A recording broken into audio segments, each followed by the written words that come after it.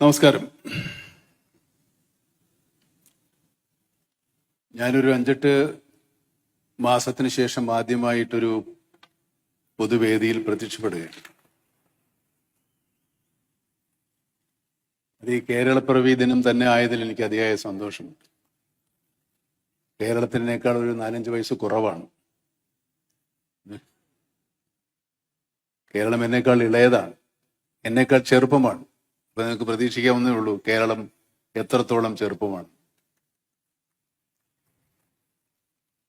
നമ്മുടെ സാമൂഹിക സൂചികകൾ പലപ്പോഴും ലോകത്തെ അമ്പരപ്പിച്ചിട്ടുണ്ട്.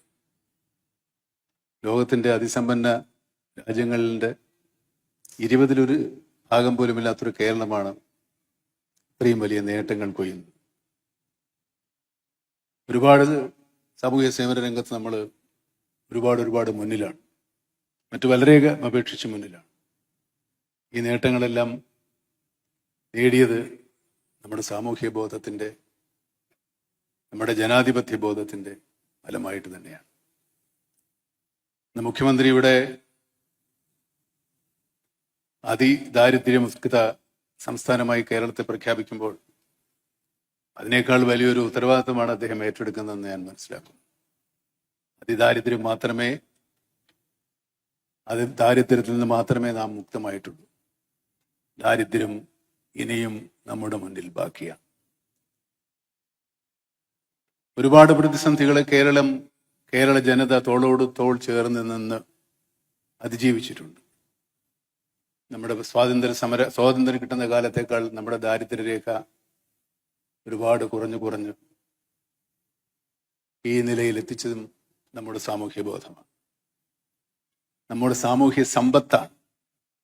പരസ്പര സ്നേഹവും പരസ്പര വിശ്വാസവും മറ്റ് അതിർവരുമ്പുകളില്ലാതെ ഉള്ള നമ്മുടെ സാഹോദര്യവും തന്നെയാണ്. ഈ ഭരണ സംവിധാനത്തിൽ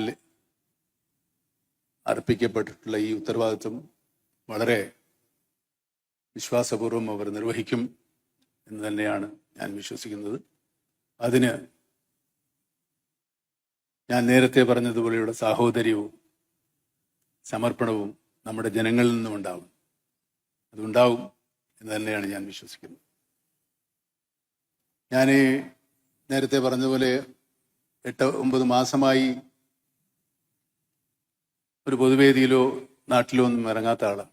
ഞാനിപ്പോൾ വന്നപ്പോൾ ഒരുപാട് കണ്ണഞ്ചിപ്പിക്കുന്ന വികസനങ്ങൾ ഉണ്ടായിട്ടുണ്ട്. ഞാനിപ്പോൾ എറണാകുളത്തുനിന്ന് ഒരുപാട് ദൂരം യാത്ര ചെയ്താണ് വരുന്നത്. ഇപ്പോൾ യാത്ര ചെയ്യാൻ ബുദ്ധിമുട്ടാണ്. ഒരു 6-7 മാസങ്ങൾക്കകം ആ യാത്ര കൂടുതൽ സുഗമമാകും എന്ന് ഞാൻ വിചാരിക്കുന്നു. അത് വികസനം തന്നെയാണ്. പക്ഷേ വികസനമെന്ന് നമ്മൾ പറയുമ്പോൾ വികസനം ആരുടെ വികസനമാണ്? രാജപാതകളും വലിയ കെട്ടിടങ്ങളും നിർമ്മിക്കുന്നത് കൊണ്ട് മാത്രം നാം വികസിക്കപ്പെടുന്നില്ല. വികസിക്കേണ്ടത് നമ്മുടെ സാമൂഹ്യ ജീവിതമാണ്. സാമൂഹ്യ ജീവിതം വികസിക്കണമെങ്കിൽ ദാരിദ്ര്യം പരിപൂർണമായും തുടച്ചു മാറ്റപ്പെടണം. ദാരിദ്ര്യം പരിപൂർണമായി തുടച്ചു മാറ്റപ്പെട്ട സ്ഥലങ്ങൾ വളരെ അപൂർവമേ ഉള്ളൂ. എൻ്റെ അറിവിലില്ല. കേരളം പലതിനും മാതൃകയായിട്ടുള്ളതാണ്. കേരള ജനത അതിൻ്റെ എന്നും ആ സംരംഭങ്ങൾക്ക് പിന്നിലുണ്ടായിട്ടുണ്ട്. ഇതുപോലെ ദാരിദ്ര്യം തുടച്ചു മാറ്റാൻ ഞാൻ നേരത്തെ സൂചിപ്പിച്ചതുപോലെ തോളോട് തോള് ചേർത്ത് സാഹോദര്യത്തോടെ നമുക്ക് ദാരിദ്ര്യത്തെ നേരിടാം, ദാരിദ്ര്യത്തെ അതിജീവിക്കാം.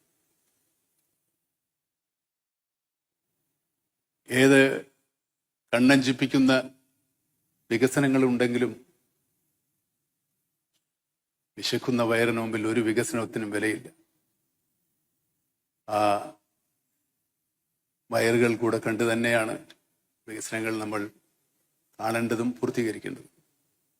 ഇന്നിവിടെ പ്രഖ്യാപിക്കപ്പെട്ടിട്ടുള്ള സന്തോഷം അതിൻ്റെ മാതൃകയാകട്ടെ, ആരംഭമാകട്ടെ എന്നാഗ്രഹിച്ചുകൊണ്ട് നിങ്ങൾക്കെല്ലാവർക്കും ഒരു കേരളപ്പിറവി ദിനവും ഇന്ന് ജനിച്ച എല്ലാവർക്കും ജന്മദിനവും ആസ്വദിക്കും.